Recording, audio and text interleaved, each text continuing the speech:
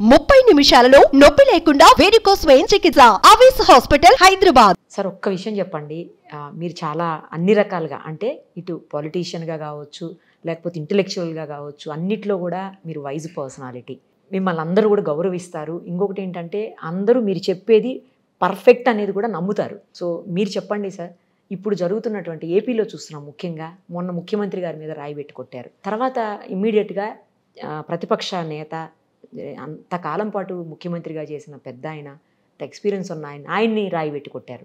ఏంటి సార్ ఇది? రాళ్ళు పెట్టి కొట్టడం ఏంటి? అంటే ఎక్కడికి పోతున్నాము? బయటికి పబ్లిక్లోకి వస్తే రాళ్ళు పెట్టి కొడితే వాళ్ళు ప్రచారం అంటే అంత ఫ్రీగా ఎట్లా నిర్వహించగలుగుతారు? భయం లేకుండా ఎట్లా ప్రజల్లోకి వెళ్ళగలుగుతారు? ప్రజాస్వామ్యంలో ఉన్నామా లేకపోతే ఇంకెక్కడ ఉన్నామా అనేది అర్థం కాకుండా ఉన్నది అని చాలామంది మాట్లాడుతున్నది సార్. ఇది నిజమే. అప్పుడు మృగానికి మనిషికి మధ్య మౌలికమైన తేడా ఏంటంటే, ఒక మృగానికి ఇన్స్టింక్ట్ తప్ప ఇంకోటి లేదు ప్రవర్తనలో. తనకి పోటీ వచ్చే జంతువు వేటలో పోటీ వస్తుందనుకోండి, పోయి అమాంతపడి ఆ జంతువుని చంపేయచ్చు. లేకపోతే సంతానోత్పత్తిలో ఒక మగ సింహం పోటీ వచ్చిందనుకోండి, లేకపోతే మరొక మగ జంతువు పోటీ వచ్చిందనుకోండి, దానిపై చంపేయచ్చు, తరిమేయచ్చు. హింస సహజం అయిపోయింది, అది ఇన్స్టింక్ట్ వల్ల తప్ప. మానవ సమాజంలో సమూలంగా మార్పు వచ్చింది. మేధస్సు ఆధారంగా ఎప్పుడైతే మనం పనులు చేయడం మొదలెట్టామో, సమిష్టిగా పనులు చేసే అవకాశం ఎప్పుడైతే వచ్చిందో, మన మధ్య విభేదాలు ఉన్నా కూడా హింస లేకుండా శాంతియుతంగా పరిష్కారం చేసుకోవడమే మానవ సమాజం కొన్న ప్రత్యేక లక్షణం. మనం ప్రతిదానికి ఇక్కడి దాకా వెళ్ళక్కర్లా. మనం రోడ్డు మీద వెళుతున్నారు, మీరు ట్రాఫిక్ పొరపాటున ఎవరిది ఈ వాహనం ఆ వాహనం కొంచెం టచ్ అయింది, అంతకంటే ఏం కాకపోవచ్చు, జస్ట్ టచ్ అయి ఉండొచ్చు. తప్పు ఎవరిదైనా ఉండొచ్చు. కొన్ని సందర్భాల్లో పొరపాటు ఎవరిది లేకపోయినా జరగచ్చు ఈ జన సమర్థంలో.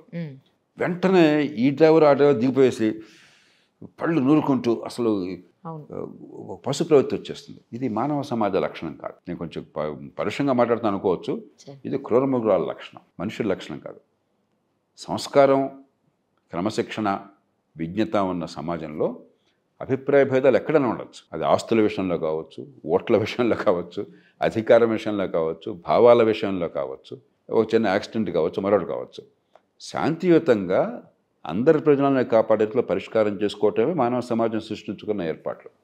అవి సామాజిక కట్టుబాట్లు కావచ్చు, చట్టబద్ధంగా ఏర్పాట్లు కావచ్చు. అలాగే రాజకీయంలో ఈ రాజకీయంలో తతంగం అంతా ఎందుకని?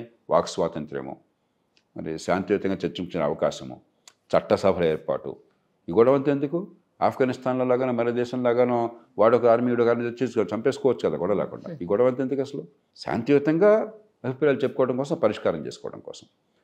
కానీ ఏమైందంటే మన సమాజంలో 3 ఉన్నాయి. మొట్టమొదటిది, ఇంకా మనం ఆ మధ్యయుగాల సమాజం నుంచి ఆధునిక సమాజంలోకి పూర్తిగా రాలి వచ్చాం, కానీ పూర్తిగా రాలి. అది ఎవరో పార్టీని నిందించడం కాదు, ముందు మనలో అంతర్మతం చేసుకోవాలి. లేకపోతే ట్రాఫిక్లో చిన్న ఇబ్బంది అయితే ఎందుకు ఒకడమే అంత కోపం వచ్చేస్తుంది? ఎందుకు కొంచెం చిరునవ్వుతో పరిష్కారం చేసుకోలేకపోతున్నాం? ఇప్పుడు ఇదే కాస్త నాగరికత, ఆధునిక యుగంలో నాగరికత మనతో పోలిస్తూ ఉన్న దేశాల్లో చూస్తే యాక్సిడెంట్ అయినా కూడా వాళ్ళు కొట్టుకోరు, కలబడరు.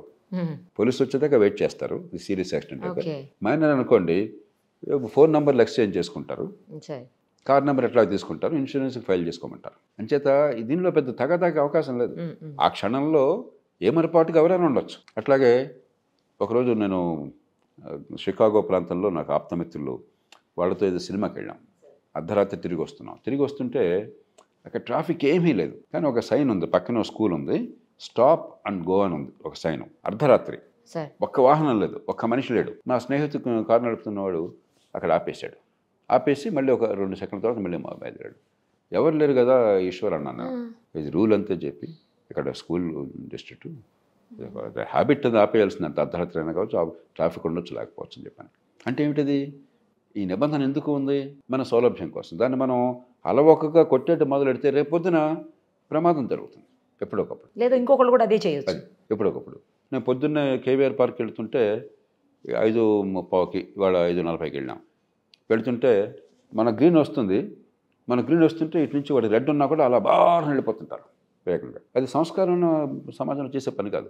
బడితున్నవాడిదే బర్రె అనేది ఆధునిక మానవ సమాజానికి అవమానం. దురదృష్టం కొద్దీ ఈ భావం ఇంకా సమాజంలో ఉంది. ఊరికి రాజకీయాన్ని తిట్టద్దు, ముందు మనం విమర్శించాం. మన ప్రవర్తన ఎట్లా ఉంది, క్యూలో నుంచోవటం కావచ్చు, ట్రాఫిక్లో వెళ్ళటం కావచ్చు, మరొకటి కావచ్చు. రెండోది, రాజకీయ పార్టీలది ఏమైందంటే ఎన్నికల్లో గెలిపే సర్వస్వం. అది లేకపోతే ప్రాణం పోవడం అంతకంటే మిన్న. దుర్యోధన డైలాగులు చెప్తుంటాడు, నాకు అవమానం జరిగిపోయింది, ప్రాణం పోయినా పర్లేదని చెప్పిన వాడు చివరికి మయసభలో అవమానం జరిగింది చెప్పిన ఆత్మహత్య చేసుకోవడానికి సిద్ధపడ్డాడని చెప్తారు భారతంలో. ఆ రకమైంది ఒక అహంకారపూరితమైనటువంటి మధ్యయుగాల ఫ్యూడల్ ఆలోచన. అధికారమే పరమావధి, అధికారం లేకపోతే చావైనా సరే. అధికారం ఎందుకు రా? జనం కోసం కాదు, నా పెత్తనం కోసం, నా అహంకారం కోసం. అధికారం వస్తే పొద్దున చూస్తే నా పేరు ఉందా లేదా, అక్కడ నా మాట నెగ్గిందా, నా ముందు పైలట్ కారు ఉందా, నా వెనకాల మరొకటి ఉందా, ఇది తప్ప ప్రజల కోసం మనకు వాళ్ళు వంతిచ్చి మనకు ఓటిచ్చారు, వాళ్ళు డబ్బులు ఇచ్చి మన పోషిస్తున్నారు, మంది హితం కోసం పనిచేయడానికి ఒక సేవకుడిగా లేకుండా అన్న భావన లేదు. పవర్ ఉంటే ఇట్లాగా, పవర్ లేకపోతే ఇట్లాగా. ఈ ధోరణి ఎప్పుడైతే ఉందో ఎన్నికల్లో ఓటమినే సహించలేకపోతున్నారు. కాబట్టి ప్రత్యర్థిని కొట్టడం తిట్టడం తప్ప ఇంకోట్లేదు. మూడవది, దీనికి అనుబంధంగా ఎజెండా మీకు లేనప్పుడు, ప్రజలకి నచ్చ చెప్పే ఎజెండా మీ దగ్గర లేనప్పుడు, ఆ పసలేనప్పుడు, కేవలం అధికార క్రీడ మాత్రం అయినప్పుడు సోకాల్డ్ నాయకులు వాళ్ళ అనుచరులు కూడా వాడు ఇటు వెళ్తాడు అటు వెళ్తాడు, ఈ సిద్ధాంతం ఏంటి ఆ సిద్ధాంతం ఏంటి, దేవుడు నాకు అనవసరం, ఏదన్నా ఒకటి, ఎక్కడ ఛాన్స్ ఉంటే ఇటు వెళ్ళిపోతాను అన్నప్పుడు వాడికి మరి ప్రజలకు చెప్పడానికి వాడి దగ్గర లేదు, పసలేదు.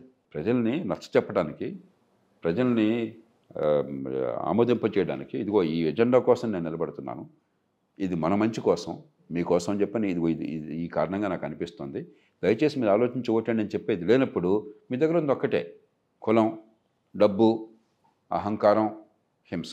దాన్ని పార్టీల నాయకులు కూడా ప్రేరేపిస్తున్నారు. ఎప్పుడైతే మీలో నచ్చ చెప్పే శక్తి కానీ సమాజం బాగుపడాలన్న అనురక్తి కానీ లేకుండా ఉన్నాయో, అధికార క్రీడగా ఎప్పుడవుతుందో చివరికి బలిపోసనలు ఎవరైనా చేస్తున్నారు, పార్టీ కార్యకర్తలను చేస్తున్నారు. ఈ రాళ్ళు రావడం కార్యక్రమం, హింసపడడం కార్యక్రమం నాయకుల పిల్లలు ఎవరు దెబ్బతినరు, వాళ్ళెవరు జైళ్ళకి పోరు, రేపొద్దున ఆయన కూడా.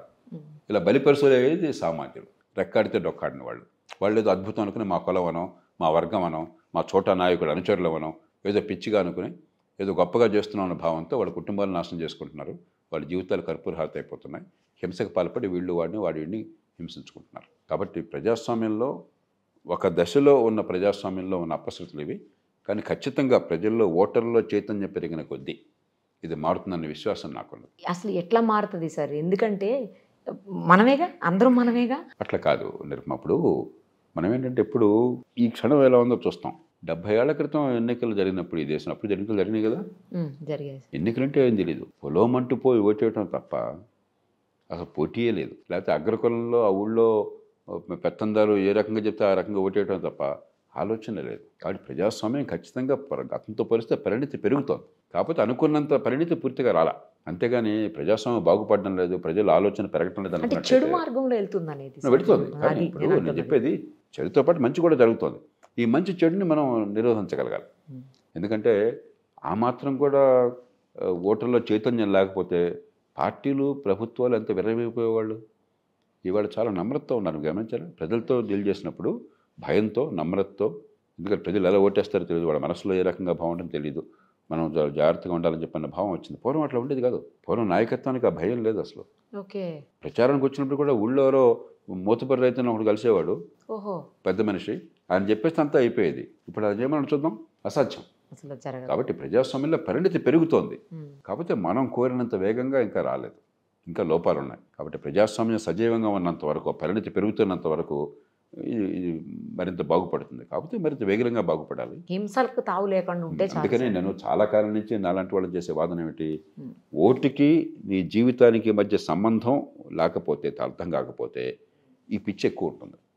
దానికి మార్గం స్థానిక ప్రభుత్వాలు. ఉదాహరణకి మనం ఎప్పుడైతే అధికారాన్ని కేంద్రీకరించామో ఈ సమస్యలు మరింత ఎక్కువ అవుతాయి. అదే స్థానికంగా అనుకోండి, ఈ హింసో, ఈ కులమో, వర్గమో పెద్ద పని చేయదు.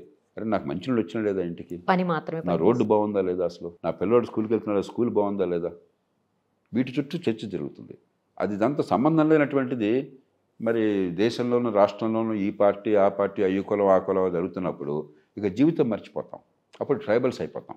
ట్రైబల్ సమాజంగా ఏమైనప్పుడు నా తెగ వాడి తెగ, ఇక తెగల మధ్య పోరాటం. అలా కాకుండా ఇండివిజువేషన్ అంటాం.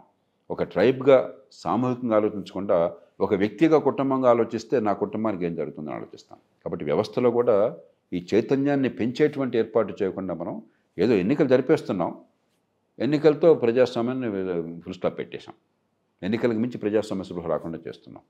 కాబట్టి ఈ వ్యవస్థలో కూడా అధికార వికేంద్రీకరణ ముఖ్యంగా చేపట్టడం అవసరం, బాధ్యతతో కూడిన వికేంద్రీకరణ. Thank you sir, thank you so much. Suman టీవీలో మీ పర్సనల్ అండ్ బిజినెస్ ప్రమోషన్స్ కోసం కింది నెంబర్కి కాంటాక్ట్ చేయండి.